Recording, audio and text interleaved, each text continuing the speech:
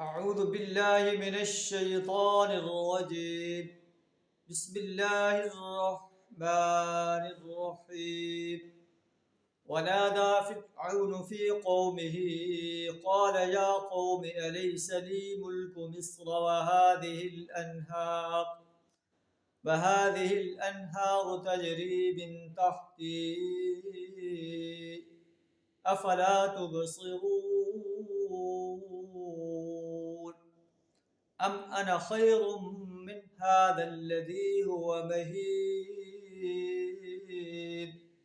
ولا يكاد يبين. صدق اللہ العظیم. سورہ زخرف آیت نمبر 51 اور 52 آپ کے سامنے تلاوت کی. ان آیات میں اللہ فرعون کا واقعہ بیان فرما رہا ہے. فرعون موسیٰ علیہ السلام کی دعوت سے بکھلا اٹھا ہے. لوگوں کے دلوں میں فرعون کا ہلکا پن محسوس ہو رہا ہے کہ یہ جو اپنے آپ کو خدا کہتا ہے، خدا یہ نہیں ہے، خدا اللہ ہے، رب العالمین ہے، جس کے بارے میں موسیٰ علیہ السلام جو ہے دعوت دے رہا ہے. تو فرعون کہتا ہے کہ اے میری قوم کے لوگوں، الیس لی ملک مصر، کیا میں مصر کا بادشاہ نہیں ہوں؟ وہذہ الانہار تجری من تحتی، اور یہ نہریں میرے حکم سے نہیں چل رہی جو تمہاری زمینوں کو سیراب کرتی. افلا تبصرون، کیا تم بصارت سے کام نہیں لیتے؟ کیا تم دیکھتے نہیں ہو کہ میں ہی ملک کا بادشاہ ہوں اور میرے حکم سے نہری نظام چل رہا ہے، میرا آرڈر جو ہے وہ مانا جاتا ہے. کیا میں بہتر ہوں یا موسیٰ علیہ السلام مہین جو کہ ذلیل انسان ہے، حقیر انسان ہے؟ ولا یکاد یبین، اپنی بات کھول کر بھی نہیں بیان کر سکتا.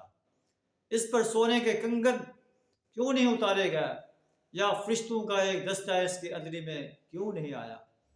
فاستخف قومہ، اس نے اپنی قوم کو ہلکا جانا، اس کی قوم نے اس کی اطاعت کی، اور در حقیقت یہ فاسق لوگ تھے. فلما آسفونا، جب انہوں نے ہمیں غضبناک کر دیا، انتقمنا منہم، ہم نے ان سے انتقام لیا، فاغرقناہم اجمعین، اور ہم نے ان سب کو غرق کر دیا. اور بعد والوں کے لیے پیش رو اور نمونہ عبرت بنا کر رکھ دیا. یہ انجام سنا کر اللہ قریش مکہ کو وارننگ دے رہا ہے، اگر تم بھی فرعون اور اس کے آجان سلطنت کا سا رویہ اختیار کرو گے تو تمہیں بھی اللہ کے عذاب سے کوئی نہیں بچا سکے.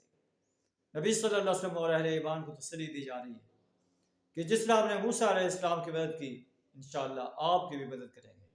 اور پھر انسانیت نے دیکھا کہ ہجرت کے ٹھیک 8 سال بعد نبی صلی اللہ علیہ وسلم مکہ میں ایک فاتح کی حیثیت سے داخل ہوئے، اور کفار مکہ کو آپ کا مقابلہ کرنے کی جرأت نہ ہوئی، الٹا آپ سے معافی کی درخواست کر رہے تھے.